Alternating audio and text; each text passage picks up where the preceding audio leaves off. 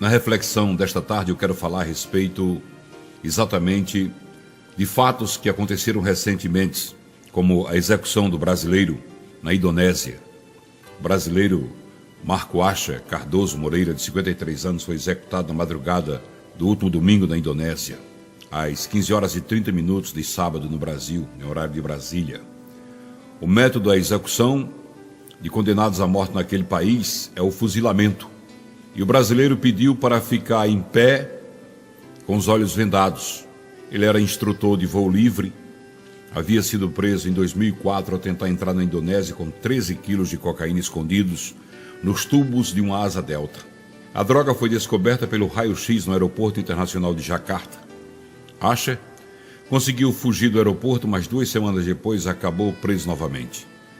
E a Indonésia é um país que não perdoa e pune o tráfico de drogas com pena de morte. Muitas pessoas pediram pela vida desse brasileiro. Muitas pessoas tentaram salvar a vida deste homem. A presidente Dilma Rousseff ligou para o presidente da Indonésia, usou a influência dela junto ao Papa Francisco. O Papa também ligou para o presidente daquele país, pedindo que a pena de morte dele fosse transformada em prisão perpétua, mas não teve jeito. 53 anos. Um homem de 53 anos não é mais uma criança e nem um adolescente, ele é um homem maduro, experiente. Marco Asher Cardoso Moreira tinha 2 cursos superiores. Esse homem foi àquele país, mesmo sabendo que aquele país punia com a pena de morte o tráfico de drogas. Mas o que levou esse homem àquele país? Veja bem, no Brasil os traficantes quase não são punidos. As prisões no Brasil às vezes nos deixam até revoltados, porque o cara vai preso por tráfico de drogas e logo depois está solto. Sua prisão é relaxada, ou paga fiança, vai embora, ou tira um pequeno período de cadeia e vai para as ruas traficar novamente. Mas Marco Asher foi à Indonésia, mesmo sabendo que ali a pena era a pena capital, a pena de morte, por fuzilamento. Ele e outro brasileiro que está lá nos corredores, e junto com ele foram executados outros presos, e mais outros serão daqui a 2 meses. Mas por que esse homem foi lá?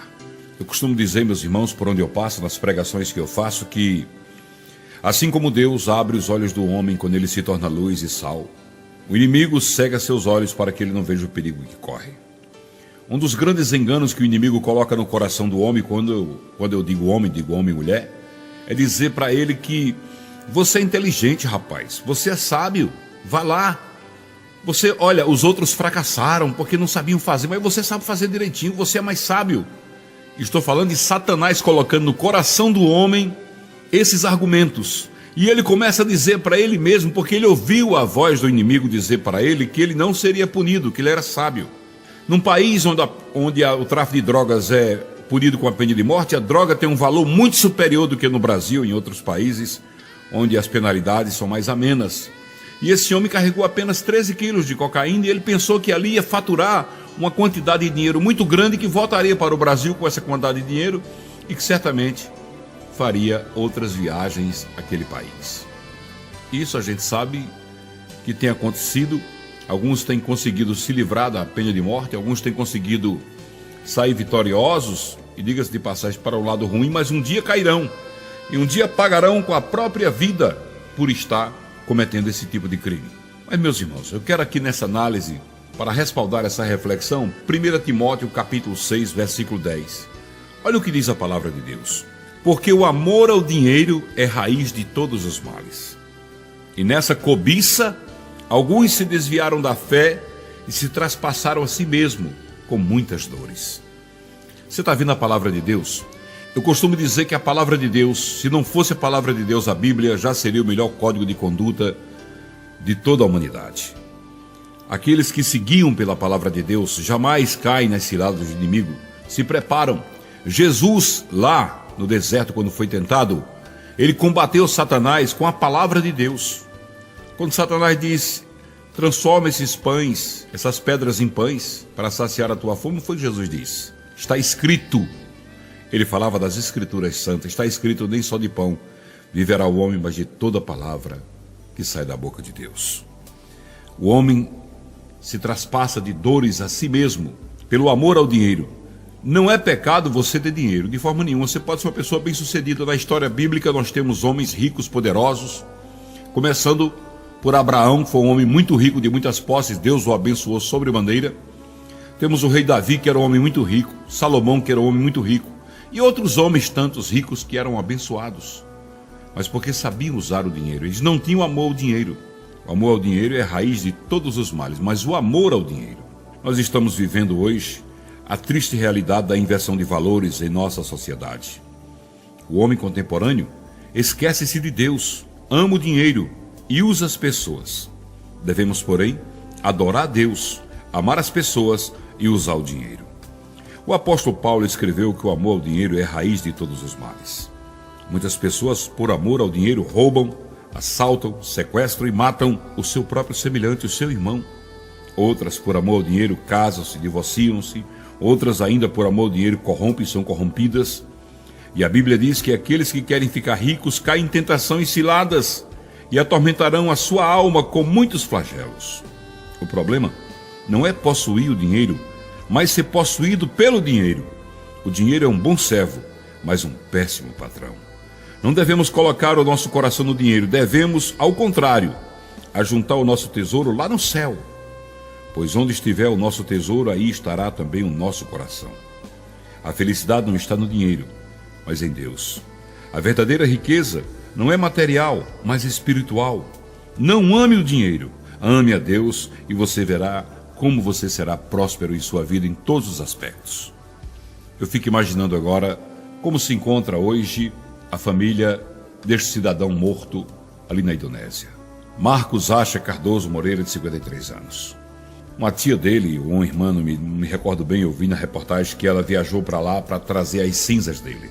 Naquele país, os condenados à morte são também cremados e são devolvidos à família somente as cinzas.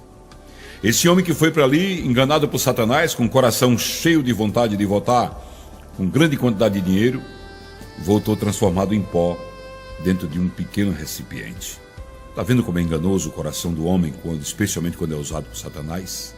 Cuidado com como você vem fazendo com seu coração, permitindo a ilusão do mundo material, permitindo que Satanás entre no seu coração e plante a discórdia, a mentira, especialmente a mentira de que Deus não existe. Essa é a mentira principal de Satanás, dizer que Deus não existe, porque a partir do momento que o homem admite para ele mesmo que Deus não existe, ele está se tornando filho do macaco e não filho de um Deus poderoso, onisciente, onipotente, um Deus que tudo pode e tudo vê, um Deus que pode salvar a sua vida dos flagelos dessa vida. A ilusão do mundo é terrível. O homem é levado a praticar muitas coisas ruins. Agora, nesse momento em que eu estou falando aqui, quantas pessoas não estão nos cárceres, nos calabouços da vida, levados pelo engano, pelas falsas promessas do inimigo, cederam às tentações, praticaram crimes e estão pagando por seus crimes, arrependidos, tristes. Alguns, ou a grande maioria, não serão executados, como foi o Mark Escher, mas com certeza se arrependem muito, choram muito, porque nada é mais triste do que a solidão de uma prisão. Nada é mais terrível do que isso. Meu irmão Paulo Silva sabe disso, eu fui repórter por muitos anos, locutor de rádio por muitos anos, e vi muitas matérias, e fiz muitas matérias também, com presos. Eu tinha um quadro de um programa de rádio que eu apresentava na Rádio e TV Tropical de Porangatu, chamado O Outro Lado da Moeda. Quando um preso vai condenado, um criminoso, um assassino, um ladrão, um latrocida, todo mundo diz, bem feito, era isso mesmo que ele merecia. Que bom, foi pouco, 15 anos é pouco, devia ser 50, devia passar o resto da vida na cadeia. Outros dizem, devia ser executado, devia ser fuzilado, devia ser enforcado, devia ser eletrocutados. Mas há um outro lado, o reverso da medalha. E a gente ia em algumas cadeias conversar com os presos para eles falar de sua solidão. E uma das coisas que acontece nas celas por esse mundo afora é que os presos que estão presos ali, quando chega um preso novo, começam a contar as novidades e com 2 horas, 3 horas de conversa, todas as novidades se acabaram e fica somente a lamentação. E um dos momentos mais tristes da vida do preso é quando a tarde vai se findando, a noite vai chegando e ele começa a olhar ali. E algumas prisões, quando chega 8, 9 horas, desliga todas as luzes e o preso fica na escuridão da madrugada, sentindo aquela sua solidão terrível. Eu quero pedir a Paulo Silva que ele permita rodar uma música nesse programa, Paulo. uma música de um homem aqui do Nordeste, da cidade de Caraúbas. O nome dele é Vantuil Carneiro.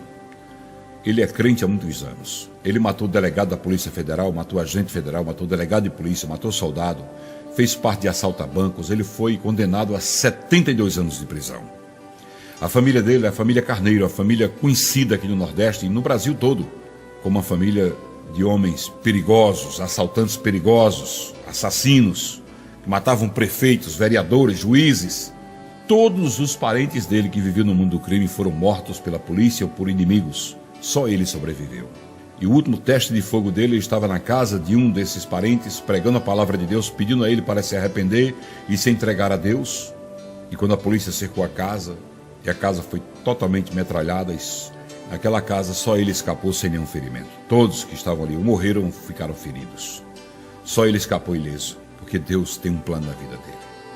E ele gravou uma música chamada Muralha Gigante, quando ele fala que Deus o alcançou na prisão. Eu começo a me lembrar do rei Manassés, que depois de pecar tanto, errar tanto, foi no calabouço, na prisão fria e insalubre, que ele clamou a Deus e Deus ouviu o seu clamor e salvou a sua vida. Ouça esse hino agora, escute esse hino, medite nesse hino e lembre-se, quando o inimigo colocar uma palavra contrária no seu coração, clame a Deus. Não é porque você é crente que você está livre de ser tentado e cair na tentação e acabar com a sua vida. Não. O apóstolo Paulo disse: quem está em pé, cuide para que não caia. Temos que ser vigilantes.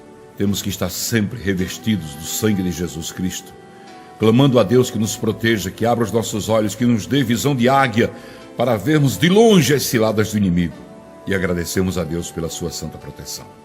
Somente debaixo das asas do Santo Espírito é que você conseguirá se livrar das ciladas do inimigo. Fica com essa palavra no seu coração. Medite nessa reflexão de hoje. E se você tem sido tentado a fazer alguma coisa que poderia levar você à vergonha, clame a Deus para Ele te livrar da vergonha. E diga a Ele: Jesus, meu Pai, meu Deus, Senhor, Salvador de minha vida. Senhor, eu quero ser um vaso de honra e não de desonra para o Teu reino. Eu quero ser usado, Senhor, para salvar vidas e não para matar vidas. Pai querido, Deus amado, não permita que o inimigo, Senhor, destrua a fé que tenho em Ti, a proteção que tenho de Ti. Senhor, não veja as minhas fraquezas, a minha pequenez. Não veja os meus erros e falhas, mas veja em mim a imensa necessidade que tenho, Senhor, de ser amparado por Ti em todos os momentos da minha vida. Pai misericordioso, cheio de bondade, eu Te peço, Senhor, em nome de Jesus, guarda-me da corrupção, guarda-me dos crimes, guarda-me dos pecados. Senhor, me dá, acima de tudo, um coração quebrantado, contrito, capaz de Te louvar e reconhecer que sem Ti nada eu sou, que somente protegido por Ti, lavado por Teu sangue, eu serei salvo. Fica na paz e fica com esse hino. Ele vai falar ao seu coração.